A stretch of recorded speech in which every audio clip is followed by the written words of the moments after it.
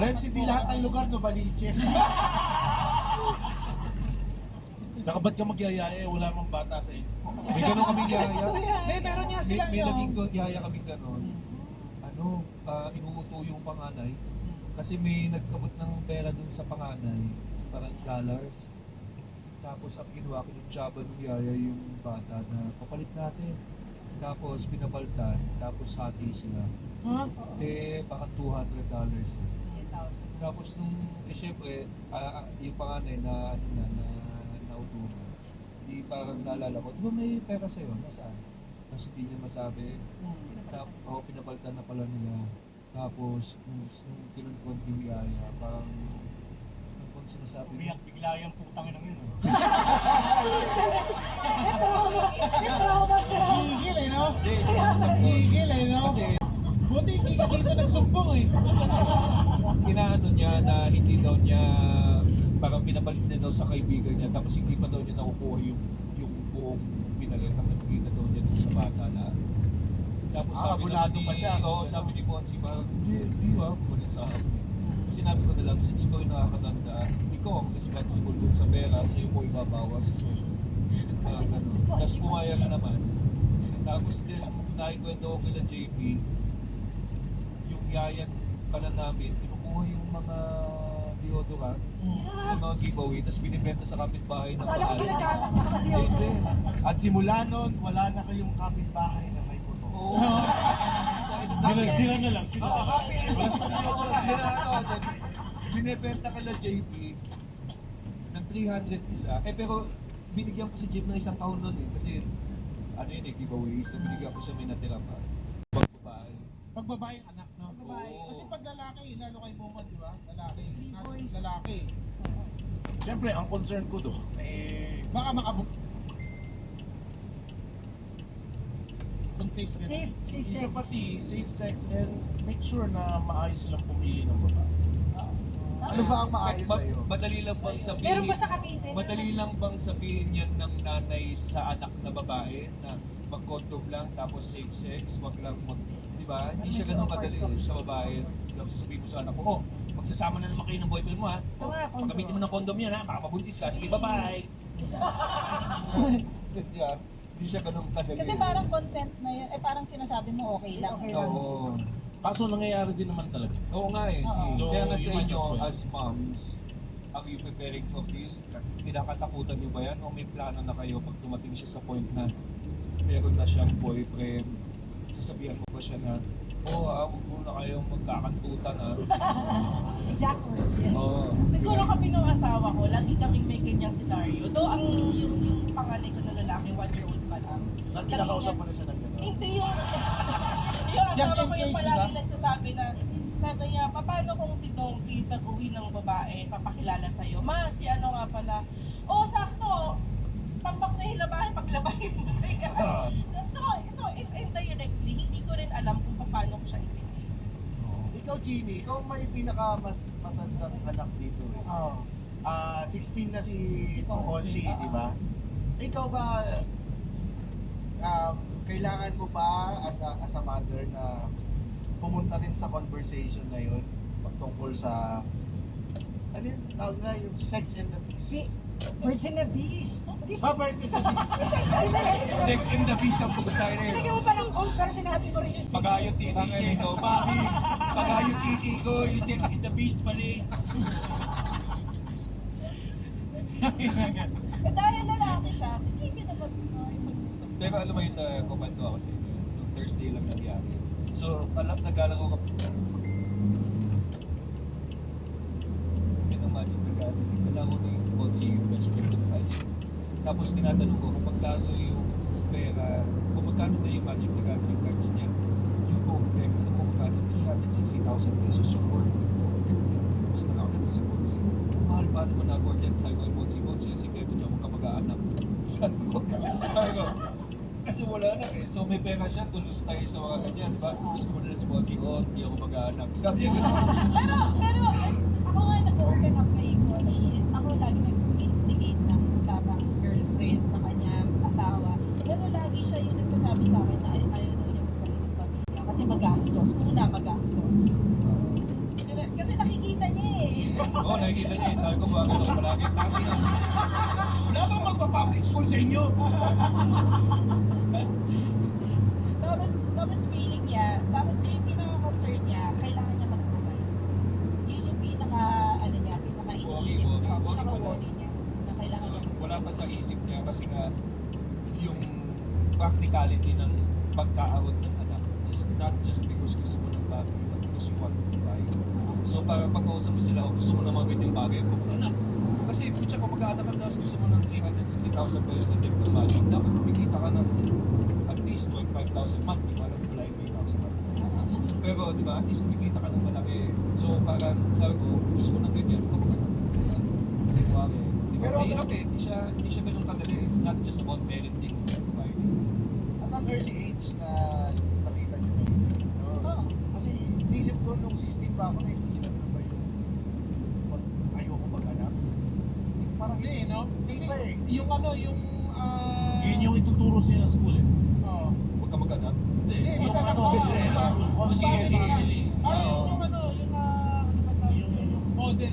Model ng buhay na dapat... Well, noon na. Oo, noon. until feeling ko until hanggang dun sa high school, college, yung generation namin, yung millennials. Oo, Feeling ko may ganun pa rin concept na dapat. trajectory ng isang tao ay Pamilya. graduate, Trabaho, magkapamilya. magkapamilya.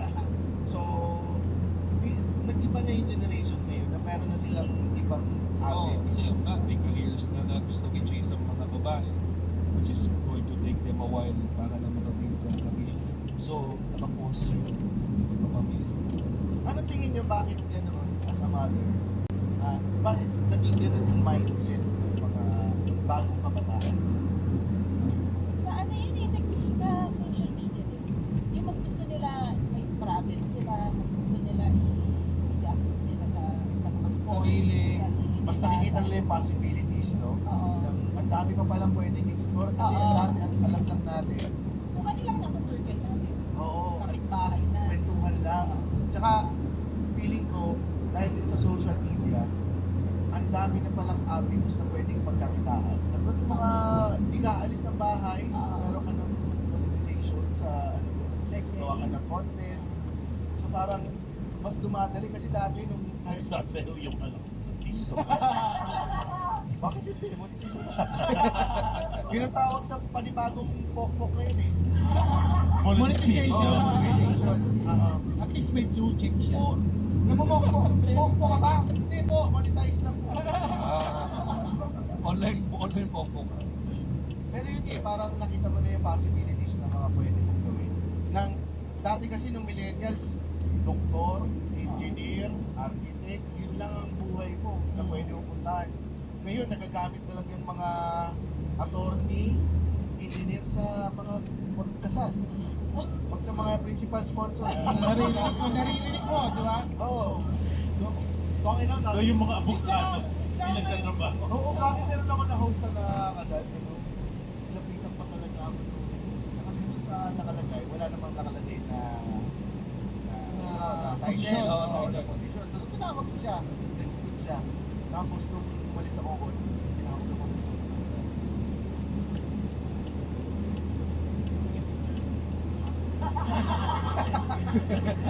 Hindi pa ako Okay na.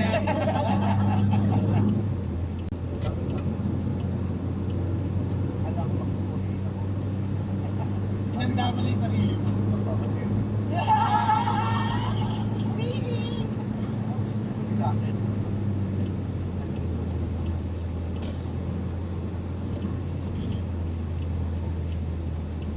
Siya po yung doktor. Sabi ko, siya po yung doktor, di ba? Hindi kayo. Huwag kayo basta hindi kayo magbabayad ng fees.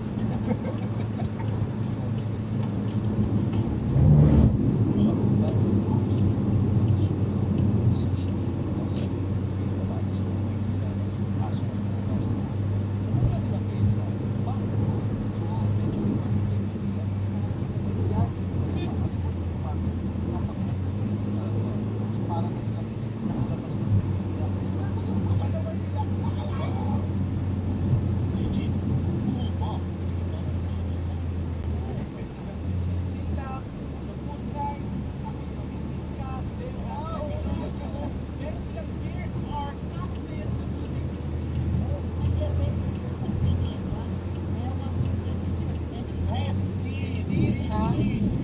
Sa lahat naman ng kasabita. Oo, pasensya na po kayo, tulog static siya. Oo, kaya masarap dito magdamay. Yung pakita mga exams. Ito, tayo pa. Kasi, patay na po tayo. Hindi ko alam. Dinala mo siya ka. Hindi, yun nga, yung sa, views ngayon tungkol sa pagpapamilya ng mga Ako, naging magulang ko kung na-realize yung kaba ng magulang na buwag ka Katulad yung mga magulang natin dati. Kaya wala ka kaalis ka ng trabaho ka tapos may siguro araw tapos sa yaya lang kaya pamamalit ko sa iba yung mga ako kanila ka na hindi gusto mo pinakagyan mo sa iba. May pressure din parang responsibility. Malaki yung tao. Nasa magulang talaga na magtupal na. Oo. Talaga. Lahat ng gagawin ng anak ko sa ayos. Reflection sa information. Pero kailangan mo siyang iwas. Meron pa may mga bagay na ituturo sa iyo anak mo para ikaw. Ako, pinimedyo ko pa pangalan yun eh. Ba na kaibigan natin. Alam mo, si ganito, di ba kilala mo yan? Kaya, Ayoko pagiging makalala mo na siya. Hindi, may mga sabi ko ano kayo sa iiwasan mo, ako iniwasan ko ng mga school bus yung mga bata. Kasi pinapipick up sila sa school bus na hindi maganda.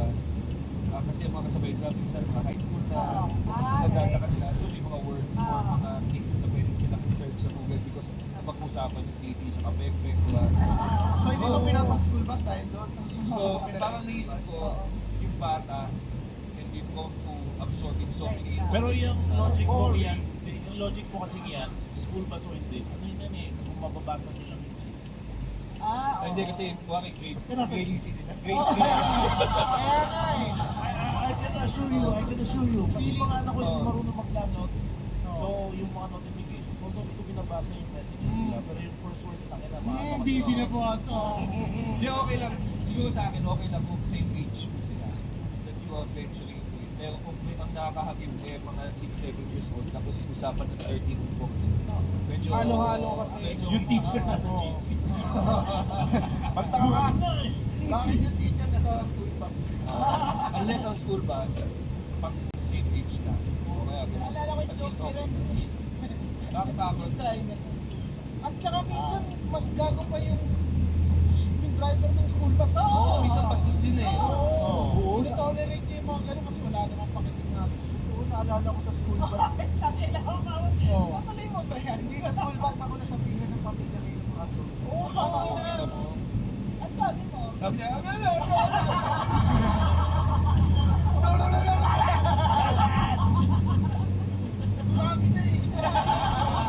Sorry na. Pero kaya nga kami nasabihin ng pamilya na Aurora kasi nagdudura ako. Hindi naman dura na yun. Yung ang palag, Okay. iipon mo lang sa langit. Tapos matanda ka sa kanila 5 years ng mga bata. Oo. Tapos siyempre kung pamilya kami ng mga Aurora, eh ako inauna. Big team. Bilang principal niya. Oo, so may ganun iniwasan ko na parang ayoko makurap agad yung utang nila na very young age. So, Okay yun. naman ako ah. Oo naman. Oo naman. Oo naman, pakilas eh. Okay naman ako, di ba? Oo naman. Pinaalala ko yung meron din ako nabato ng planets sa... Pero, anong planet? Wala na akong planet. Pinaka-planet na yung binato mo yun, no? Hindi naman, Saturn. Yung right pinakamalaki. Oo, may paper cut pa siya sa akin. Dahil sa rings. Para styro? Kaya rin, kasi alam mo yun, di ba may project kayo lagi may solar system. Oo. Tapos nakatusok din sa mga alambre. Tapos kinuha ko yung sa akin. bakit Saturn ang ba't Saturn ang kami? Ano naman Uranus? Yung mga ganun examples na bata, kayo nakita nyo ba yung mga anak ko show sa mga ugali na nakakatuwa. Na parang kanina naman ba? Ito ba yun? Ano yung ganun? Ano ko yung eavesdrop na yun? Oo. Kung bata. Iyak. May ganun din ba Kinilig sa bata. Ano yung mga bagay na iniiwasan nyo din para hindi ma-expose? Halimbawa, hindi ko alam kung ano yung iwasan. Kasi kung ano yung mga na-encounter nila sa araw-araw, it's a reflection of the real world. So I don't wanna shield them para masyado silang baka maging entitled pagtabas nila o ma-overwhelm sila pagka nasa totoong buhay nila. Ako, I think. ako masaling siguro. Sinasabi ko lang na, yung kaibigan mo na si Rafa, no? Ang bait mo, gusto ko yung kaibigan mo. May epekto ba sa kanila yun? Oo, kasi parang proud sila na, siya. So, ibig sabihin, parang pag-proud siya sa kasama mo. Pero bihira na mag-anak mga bata mo. Kasi may sarili ng mundo no? May sarili ng mundo, no? Yung mga bata Kaya, ngayon. kaya yun din yung rason kung bakit sinama ko si Ponzi nung nakita kami yung mga high school friends. Kasi para makita niya kung paano yung mga high school friends magkakao. At saka sila natin sa laon din, di ba? So, nag-hangout lang kami, bakanta lang kami. Tapos, magic, konti pino. Nakakatulong ba yun pag pinong-step mo siya sa ibang tao? Never mo gagawin eh. Ba't mo gagawin yun? Sa magulang na yung magulang na lang, parang Oo. kami yung mga magulang nagsasabi. Parang second or good example. Sa kono, compare ako eh. Gano. Oo. Kaya wag na yan. KJ, Saka lagi ko na nanalo sa Buti pa siya, hindi nanunura. Dahil na siya pa yung may down syndrome. Kapag ikaw pa may down syndrome, hindi nalulungay. Kino-compare ako dun sa mga Kaibigan. Kasi mga may itsura eh. Kaya, ayun, yun na naging struggle nung paglaki ko. Kaya hinaral ko. So yun, Yun yung motivation ko, kaya ako hinaral ko mag-improve. Oo nga, no? Yun yung naging